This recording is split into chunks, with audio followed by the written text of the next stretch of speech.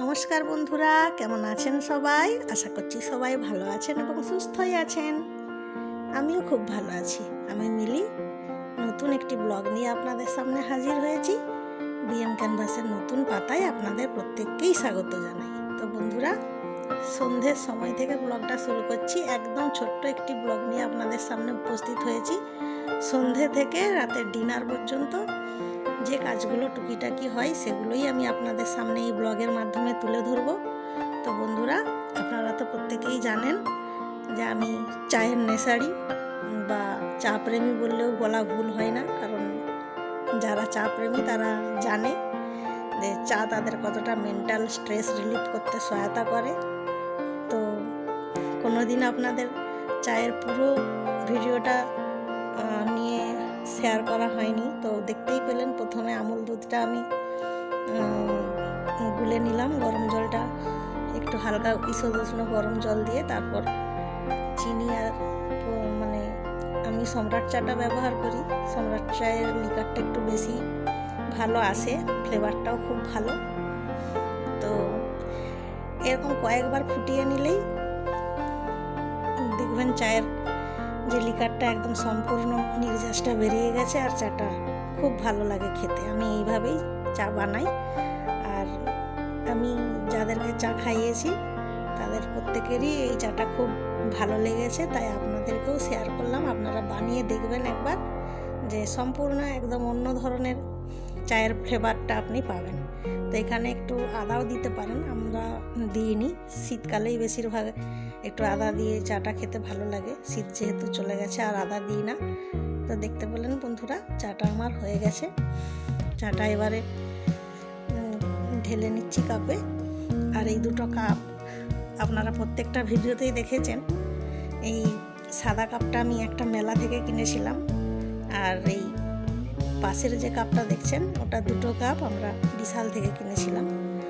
তো সন্ধ্যার দিকে আমার মাথাটা একটু গরম হয়ে গিয়েছে এইগুলো দেখে। জানেন, কোনো প্ল্যান ছাড়াই, কোনো কিছু না বলা কোয়া করে হঠাৎ করে কর্তামশাই মৌরলা মাছ নিয়ে হাজির হয়েছে।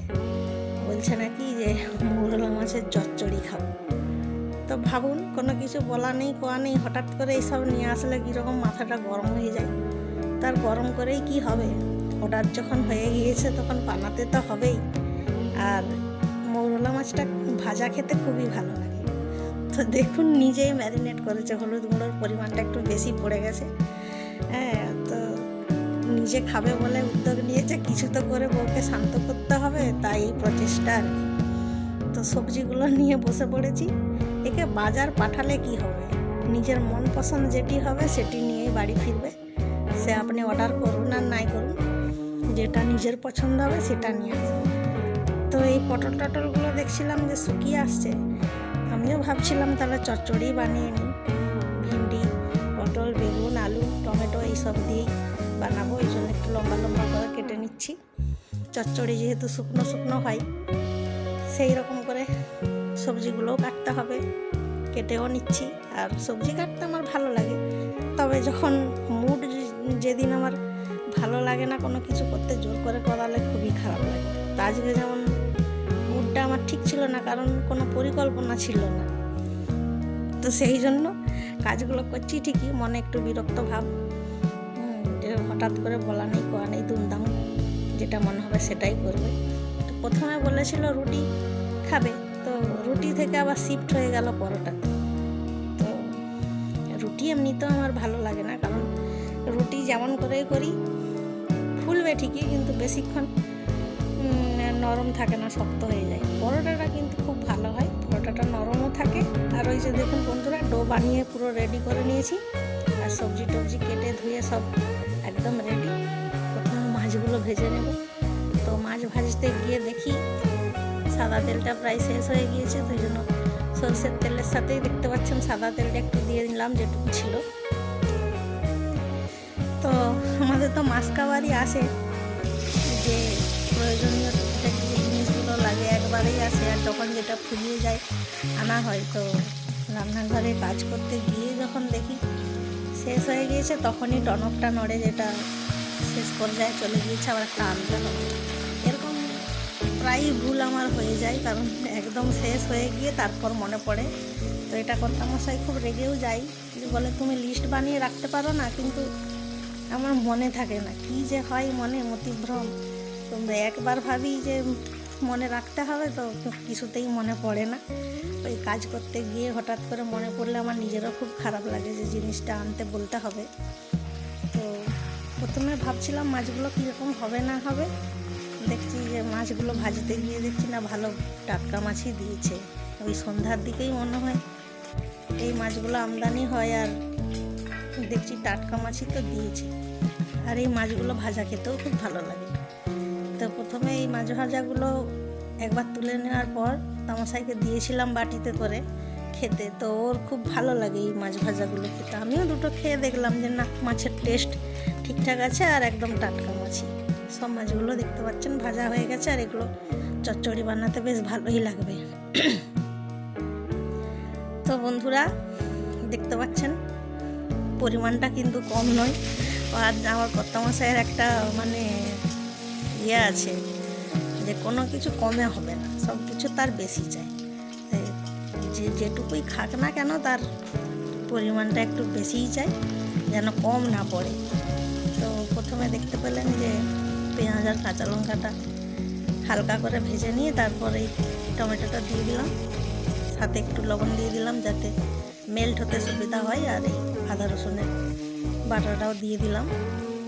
সব কিছু রেডি করে রেখেছিলাম, দেখতেই তো পেলেন একদম আটার ডোটা সহ রেডি করে রেখেছি, যাতে একদম তরকারিটা কষিয়ে নিয়ে ওটা সেদ্ধ হতে দিয়ে যাতে পরোটাগুলো চটজলদি করে বেলে নিতে পারি।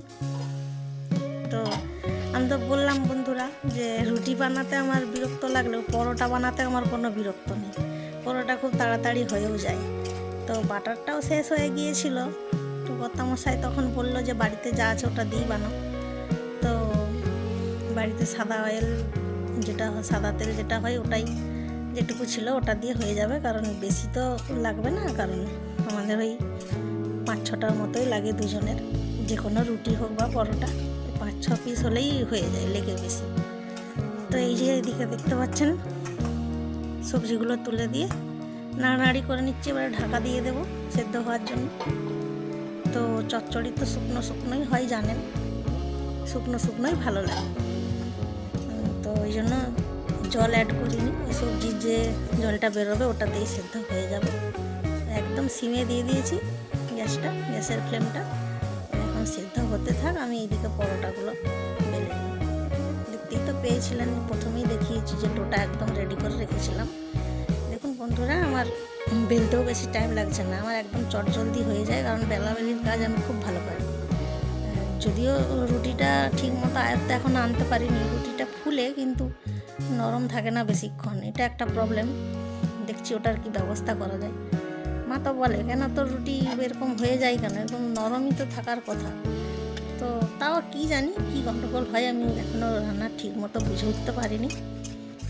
রান্নাগুলো ভালোই শিখে গেছি এখন, কিন্তু এই রুটিটাকে ঠিক মতো আয়ত্তে আনতে পারিনি। তো আপনাদের যদি কোনো স্পেশাল ট্রিক্স জানা থাকে আমাকে শেয়ার করতে পারেন কমেন্টে। দেখতে পাচ্ছেন বন্ধুরা আমার পরোটাগুলো ভাজতে শুরু করে দিয়েছি, একে একে সব কটা ভেজেও নিচ্ছি দেখতে পেলেন। আর এদিকে সবজিটাও প্রায় রেডি হয়ে গিয়েছে। একটা আলু কেটে দেখে নেব যে সেদ্ধ হলো কি না। দেখুন সেদ্ধ হয়ে গিয়েছে। তো বন্ধুরা এই ছোট্ট ব্লগটা কেমন লাগলো জানাতে ভুলবেন না। আর আপনাদের কমেন্ট আমাকে সত্যিই খুব অনুপ্রাণিত করে তোলে আর ভিডিও বানাতে অনেকখানি সহায়তা করে। তো তাই অনুরোধ করছি বন্ধুরা একটি করে কমেন্ট করে যাবেন, লাইক করে যাবেন। সবাই ভালো থাকবেন, সুস্থ থাকবেন, আর আমাকে এইভাবেই সাপোর্ট করে যাবেন। দেখা হচ্ছে নতুন একটি ব্লগে, ততক্ষণের জন্য